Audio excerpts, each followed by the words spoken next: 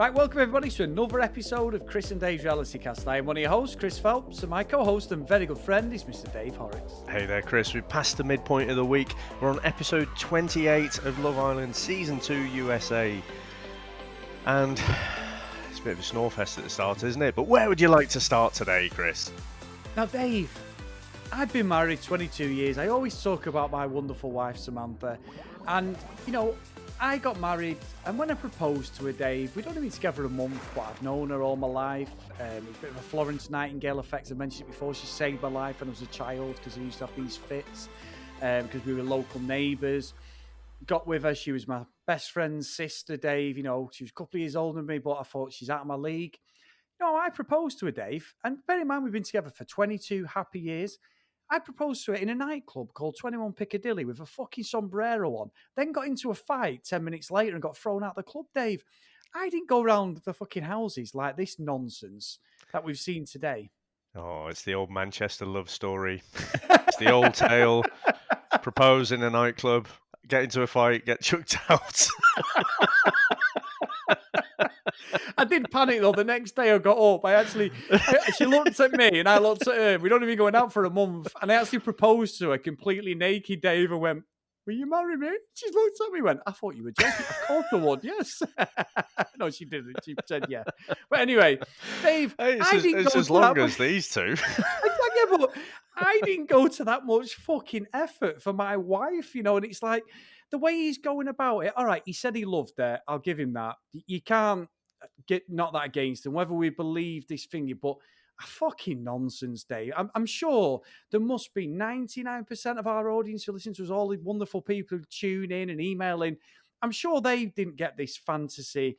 I'm not saying that the ladies don't deserve it. I'm sure Sam will turn around and go, "Well, you didn't do that for me," you bastard," when she actually sees this episode. But it's not real life. I know it's for the show, but the amount of effort, I was waiting for him to pull a fucking ring out, Dave. He was going to that much effort because you can guarantee a week on Saturday, Sally and Johnny have departed fucking ways after all this. Yeah, it was a bit like a proposal, wasn't it? And again, what I still can't wrap my head around, Chris, is the fact that they're in bed shagging, right? For weeks, and then they're like, "Will you be my girlfriend?" I might be a bit old-fashioned, Chris, but I kind of think those two things happen the other way around. And like you said the other day, it's, in the real world, surely, more often than not, you go on a few dates with someone, you like them, you carry on going out with them. By de facto, you're boyfriend and girlfriend. Yeah. You don't actually have to verbalize it. So I don't know, maybe we're just the oddballs in this one, but I just don't think that's real. But what I would say is, I don't think the show is necessarily designed to be gorged like fanatics like us. So, remember, in the US, they've seen Love Island. Now, this is the second time they've seen it. Unless, we know from the feedback we get, a lot of people love watching the UK and Australian one as well. But because we've seen it so many times now, I must admit, when it came up, I'm just like, oh God, here we go. It's just, it was a bit of a snore fest for me. But what I will say, Chris, when they both said that they love each other, I softened. My cold Grinch-like heart did soften a little bit. Then I was like, "All right, that is a bit sweet. I'll let you have that one." Yeah. No, when he said he loved her and she said the same, I'll give him 10 out of 10, Dave, for that. But I do say I love fucking chocolate, Dave. When I see a chocolate bar, I love that for that time. So I'm not holding out much fucking breath that they're not going to last longer than I eat a Mars bar, Dave. But anyway, moving on. Now, Dave, I know we read out our tweets and, the emails and that at the end, but I've got to address something, Dave. And it's in line with good old Carrington. Terence has called us out again, Dave, for Carrington. And he was front and centre. What do you mean again? It's like every day. Yeah. I love Terence because he don't give a shit, does he? He comes straight for me and you. And that's like, whether you and he's like, and on Twitter, he's basically said, "You're a pair of softies. You didn't give Moira such a rough ride and stuff, Dave." And I'm thinking, oh my God, Terence. And then I was like, you know what? We've watched the episode. I'm still disagreeing with you, Terence, so come at me with a tweet because Carrington, again today, He's got balls of steel, Dave. He's got bollocks as big as the fucking Grand Canyon because he does not give a fuck what he does to anybody. If he sees something, he's gone. And he is just completely with Lakeland. He's absolutely binned off Laurel now. Yeah, I mean, I'll come to that specifically in a minute, but I think, what Terence says there about us being a couple of softies is probably factually correct, actually, isn't it? With Moira, I think you've probably gone after her a bit more. I think the softie in this scenario is definitely me. I've cut her some slack. But I was thinking about this and I was thinking, well, why is that? Am I just automatically, is there some kind of bias where I'm being a bit harder on the blokes than I am the girls? But I don't think it is, Chris. I think what it is, Carrington has always been in that position of power in these relationships. Moira never has been. She's ditz, ditz is probably not the right word, but she's sort of indecisive, and then she's all for this one person at the minute, and then she's all for someone else. So she just can't. She's indecisive. She can't make her mind up. Whereas, when Carrington went into Casa Amor, and he'd had that difficult conversation with Kirsten, so she was still trying to get over him, but clearly failing to, and I'm still not convinced she's not now. But when he goes into Casa Amor, he's got that golden ticket. He's going back to the villa no matter what. And he was going round like a fucking dog with two dicks because he knows the girls, are receptive. They want to get back into the show. They want to get back into that villa. He's there in that position of power. And that's why I think it's different, in my humble opinion, in my soft, No. humble opinion. Come on, Terence, give us some, mate. Come on. But I think, though, as well, Dave, Moira, I am sick of seeing this.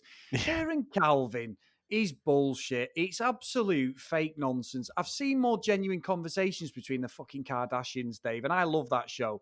Fucking nonsense. She is just playing the game, and I'm not saying she's not the only one because she is. There's a fucking load of them still doing the business in there just to stay in the villa.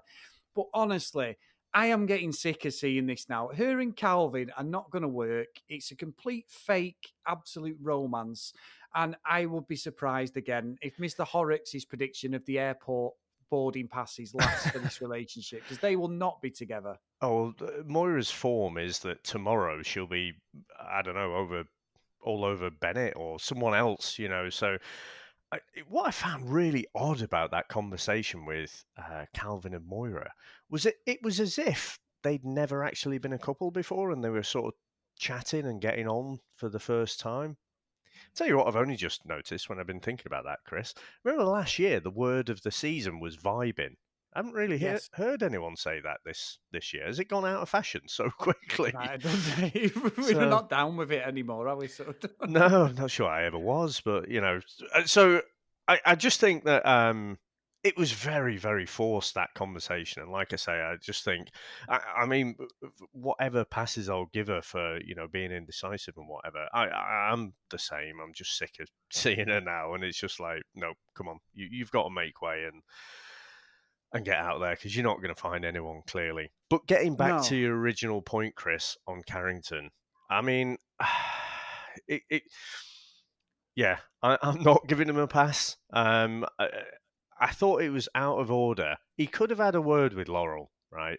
He could have said to her in the morning, that he's obviously vibing. Chris, there you go, got it Yeah. in there. He's obviously vibing with Lakin. Don't fucking surprise her and everyone else, and just grab Lakin for the challenge. It's just, for me, that was just wrong, the way he did that, the way Yeah. he went around it. And I tell you what, Chris, they're looking like the golden couple at the minute. But Sally and Johnny, I really like Sally. I like how she's so bubbly, and in the Yeah, I mornings, do. I can imagine she's really fucking annoying if you've if you've had a few glasses of wine the night before. It's like, oh, come on, give me a break. Um, but I don't like some of the things that she says. Like, so when Carrington had a big snog with Lakin at the end there, she's like, and you can see Laurel's clearly distressed. Sally's like, oh, you've got Carrington all over your face. I thought, it's a bit fucking insensitive, isn't it? And, she's saying to Carrington as well that, look, I like Laurel, but, I do see that you and Lakin seem to get on better. And I kind of think, even if you think that, we often talk about girl code and boy code and stuff, don't we? But it seems like, you've known Laurel for at least 2 weeks. There has to be a little bit of loyalty in there somewhere. So I just thought, me personally, I didn't like that from Sally. No, I think what it is, and we've not seen a lot of it to be fair, is that they all say she's an absolute joke and a prankster, don't they, Dave? And I do think she knows because I think she was stirring it up with Moira when she was telling us to go and put it on. Was it Bennett? Bennett, yeah, when he was Bennett, next to Calvin. yes, I'm not going off the Selly chain. Out of her and Johnny, I think Selly is the one who's probably the most genuine. However, Dave, I can relate with Sally because I am the person who gets up, Dave, 3:30, 4 o'clock for work every day. And I'm the most annoying, happy person ever in the morning. And when you've got a wife and daughter who fucking hate you, Dave, in the morning, it's not a good look. And they prefer it when I'm not in the house in the morning because they will literally not want to speak to each other. So I am a Selly Dave. I'm the person who jumps up and is singing and dancing and, pissing about. And everyone's like, just fucking, and I do it at work and they all hate me, Dave, for about an hour. And then they all love me again. Well, I don't know if they love me, but anyway, that's me. That's me all over. I'm very rarely in the mood, Dave. It's very rare for me to be in the mood in the morning. But what I would say with Carrington is if he likes Lakeland, there's no problem with that. But the stuff he said with every single girl in the diary room thing is the same thing over and over. He started with Kirsten, did he, Dave? He's done it with Laurel. He's now doing it with Lakeland. The same stuff, the same conversation. I think he did address the situation of I've opened up to her quicker than they did with Lakeland, right? Hmm. What does that mean? That doesn't mean that you're more compatible with her. And I do think that Laurel, it was getting a little bit too much because she was absolutely in tears, wasn't she? She deserved to have the girls round her and all that. And I'm thinking, but we've seen all this before. But honestly, I've got to give Carrington credit for the fact that he just does not give two flying fucks who he upsets. And he is so clear. And the guys are not good friends, Dave, because they're all like, well, it's up to you. If you feel like that, no problem. But then you can imagine with the girls going, what a bastard. I can't believe he's done that. You know what I mean? A bit like what Caleb did with Johnny when he still lied to Justine. I'm not bought in on it. And I do think, Dave, Carrington, we obviously know there's a recoupling. Carrington's not going to pick Laurel, and Laurel's going to be out on her ear now. And she did say, I wish he'd never picked me now. So that's not good. She obviously is all in on him. She also said though yesterday that if he does go with Lakin, then she'll walk out the villa. It's like, well, Yeah. go on then. If you can go out there and be in fucking lockdown if you want, Yeah, will it actually happen? or Yeah, you you're can right. actually have this all expenses paid holiday. So I don't know. I it was interesting, like her conversation with Kirsten though, and they were comparing notes, and it's like he's got all the same behavior traits. He's got no kind of um, no tolerance for if someone's saying, "Oh, it's okay," and he's just like, "Right, okay, conversation's done," kind of thing, and he stormed off a little bit in his budgie smugglers. So yeah, I think it's obvious, after spending like 2 days with Lakin, he's probably going to pick her. I think. But like I say, if he's got a better connection, I'm not necessarily gonna. Well, without knowing anything else about Carrington, I'd have to say, he's got to go for it if that's the way he feels. It's just because we've seen this serial behaviour from him. I just Yeah. not convinced. I thought he was playing a tactical game, and just seeing it out to the end. But no, I think the little head's telling the big head what to do. You sure it's not the other way around, Dave? But anyway. That's what I mean. The little one telling the big one what to No, I can't wait for Terence to come out. But Dave, we have had a load of emails, haven't we, and reviews Yeah, and can I everything. just say, just before we get into those, so I want to say just about Justine and Caleb. Caleb, I thought did brilliant in the Men at Work sort of power tools game. He's really getting into it, and I didn't think he had that in him. But I thought Justine and Caleb had kind of a good chat, and agreed, not to hold back. And I thought it was quite sweet. Caleb bringing out the marshmallows. I think again you could be right. That could be the next boyfriend, girlfriend. But I think they've been solid, haven't they, for a number of weeks Yeah. now? Yeah, they're more genuine than Sally and Johnny, definitely. And I, the other note that I had was just around kind of Bennett. You know, he tried to force Kirsten's hand, wanted to make her jealous.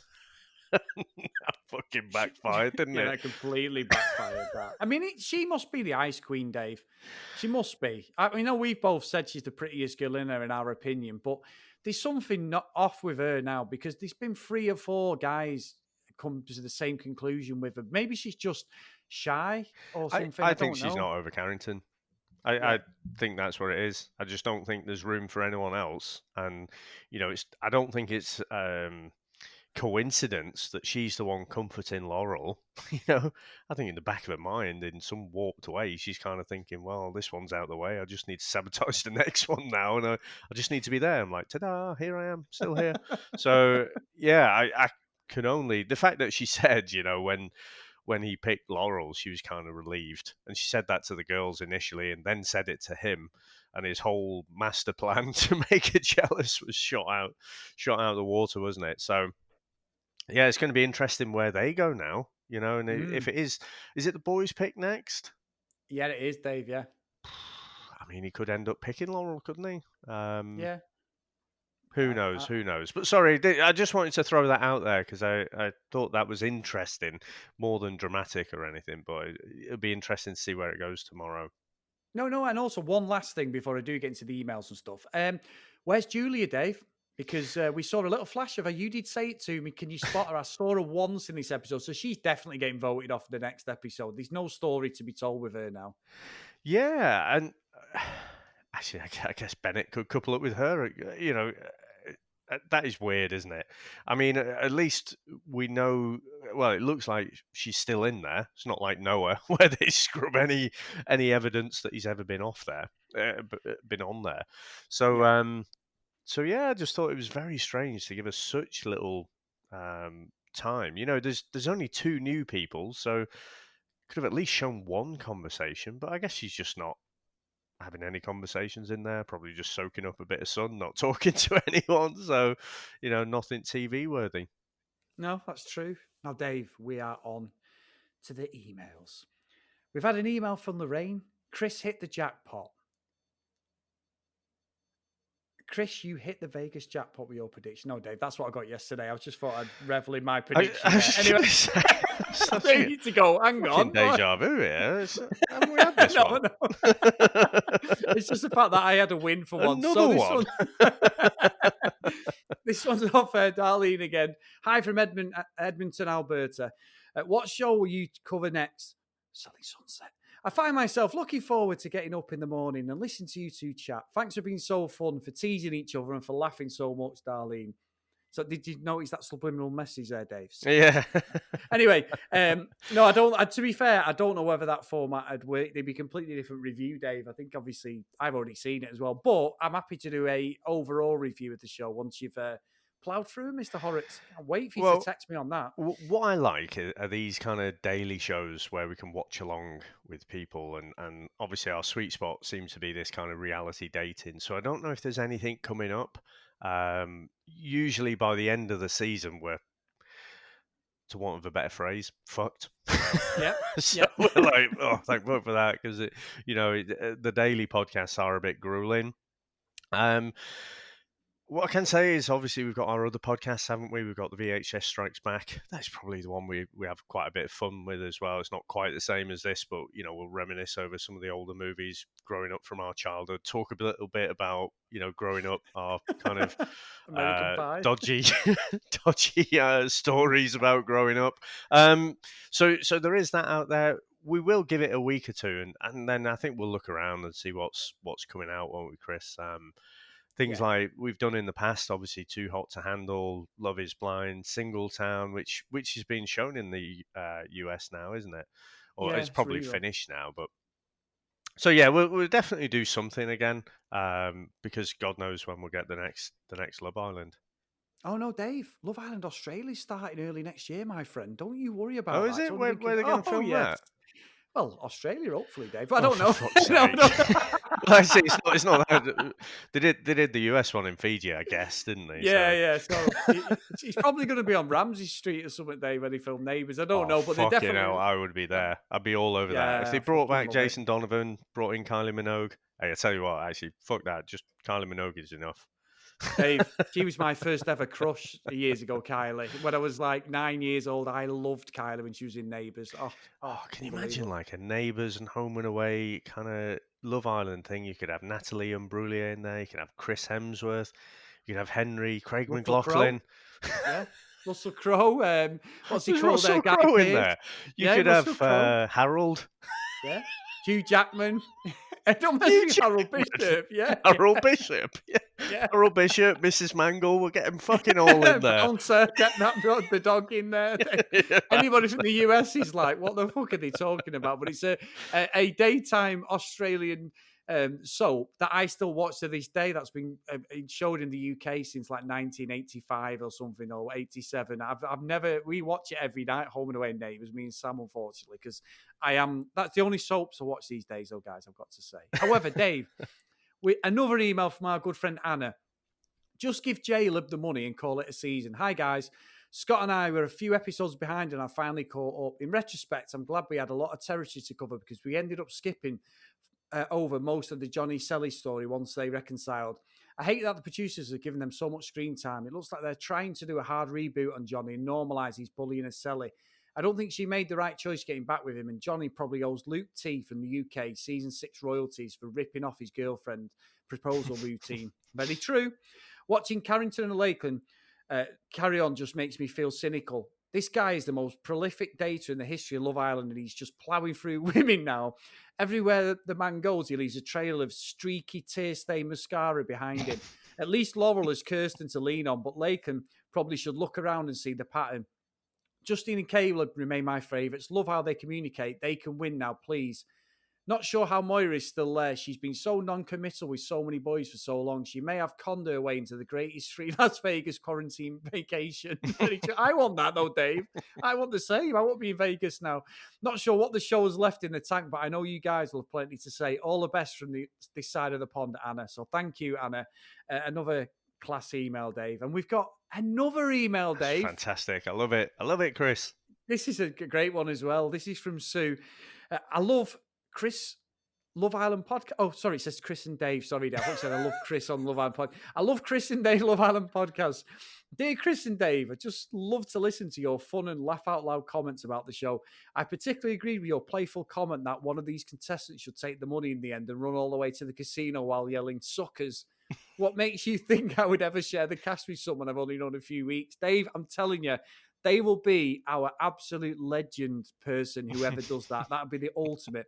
Years ago, there was a popular dating reality show in the United States called Paradise Hotel. Season 1 was in 2003. Contestants couple up and get voted in or out by the other contestants, trying to be the last couple to survive for a cash prize.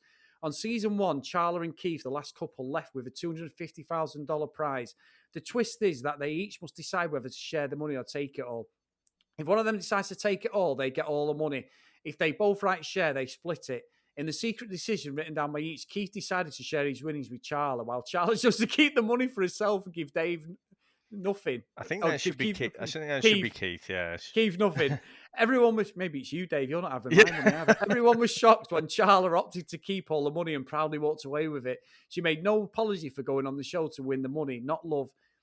Wouldn't it be crazy if someone on Love Island did the same? They'd be an absolute legend, Dave. I'm sorry. Keep up the good work on the podcast. I really look forward to them. Cheers from Sue in the state of Virginia, USA, Dave. What a brilliant reach as well. You know, we've got case study, Chris, where it's actually happened. And for 250k as well. Fuck me. That is proper balls out. I do not give a fuck about anyone other than myself and my monies. I bet she goes home and just lays it all out and dives into it, Scrooge McDuck style. Well, I know there's a TV show in the UK. Did you ever see the one with Jasper Carrot, Dave? There's one on. It was a TV show, but no, there's a TV show about 10 years ago. Jasper Carrot is a comedian in the UK. For any of you guys who are not in the UK, and it was a daytime game show. And it's a man v the woman, and basically they can do the same thing. They can split the money, and I'm sure it was 100 grand. And they both look at each other, and it's like I'm looking at you, Dave, and I'm going, I promise you, they've already won the money. They know they've won the money. But what happens is, if they both decide to share, they share it. If one of them then decides to take it, they take it. But if they both decide not to share it, they lose the money. It was a weird game. So they've got this money guarantee. They have to do so many things to get to this point. And this young girl's there, about 22, 23. Dave, she's in tears. We're talking fucking Meryl Streep levels of fucking acting. Not Meryl Streep, maybe not Meryl Streep. Glenn Close. Interesting reach. Yeah, Meryl Streep's not a bit of a bad one. But, someone like that, someone like Dame Judi Dench type acting, we're talking the premium acting, these tears. She's telling this bloke, he's like mid-40s, he's like, I swear on my life, I am going to share this money. Dave, she took the fucking lot, Dave, because he said he'd share. She said she wouldn't, and she took the money, and she didn't give a fuck. And it's one of the best TV moments ever. I felt sorry for the guy, but she got loads of pelters. Luckily, it was before social media, because she would have got absolutely hammered. But my God, I'll have to send it you, Dave. It's fun. And put it on our Twitter, actually, for people to watch. It's unbelievable. You know what? I think there's a pattern here, isn't there? Women running off with the money. Maybe, Chris. Steady, Dave. Yeah. Most of our audience are ladies. 1-star review coming right up, sir. So, it was Dave. No, but just from those two data points, what's just flashed in my head is that, like, Carrington falls head over heels for Lakin, and then Lakin and Carrington win the day, and she fucks him right off and says it was all a ruse. Yeah, that'd be the best, actually. Girl power. She says, I'm sharing the money with Kirsten and Laurel. Fuck you, Carrington. But can I just make it clear that it wasn't me who said that about the women running off with money? Everybody, no, you just gave us a case study. It was David Horrocks. Okay, so on the review, can you give me a 5 and David 1? That's fine. So, Chris, speaking of reviews, we have had another one which is brilliant. This is from Debacab in the US, and subject is the best. If I had Bezos money, I would hire these guys to walk behind me and narrate my life. I'm watching Australia Love Island Season 2. I wish you guys did one for that and all versions going forward. Aces. Well, we do, don't we? I mean, it's quite far back in the backlog now, isn't it, Chris? But we did actually start off with that one, and I guess I think that was the second one we did, wasn't it? It was, to be fair. Yeah, I mean, if you can't, it should be on our feed for the podcast. If you go into all episodes on your podcast catching up, then it's there. We definitely did it because good old Owen, the Irish bloke, let's just say no more till you listen to it. He sort of dominated a lot of that show, didn't he, Dave? So yeah, we've definitely done it. He sort of had a bit of Carrington about him, didn't he? I think I'm just thinking back now. He was definitely one for the ladies. But my favourite bit of that series, Chris, was when Owen was in the hideaway with, what's her name, the little blonde girl with the boob she's job. A pocket rocket, wasn't she? She was like dead bouncy and going mad, wasn't she? She was from Tasmania, I remember, but I can't remember what her actual name was. And she's there and she's got this sexy white lingerie on. And Owen says, I wish Matt was here. Matt was like his best friend from the villa, and it's like, are you fucking kidding me? She's gone to all his efforts. Oh, I love that. The only way I'd ever think of you in that sort of situation, Dave, is if I was trying to last longer than 5 seconds. But other than that, it's not. You will now, right? I'm transmitting my thoughts that the next time you're on the job, all you can see is my face. It's like fucking, like Ross from Friends when he sees his mum when Rachel's in the old slave Leia bikini. Right, Dave, we need to move on quickly. Right, so if you want to contact us like everyone else today, guys, on social media at CD RealityCast. Terence, I'm waiting for your response, my friend. If you want to email us, cdrealitycast@gmail.com. And if you want to drop us a review like everyone has, and they've been fantastic, get onto your podcast catching up, guys, and we'll try and read them out on the show because we love it. So, Mr. Horrocks, fantastic episode, and I will see you tomorrow. Bye now.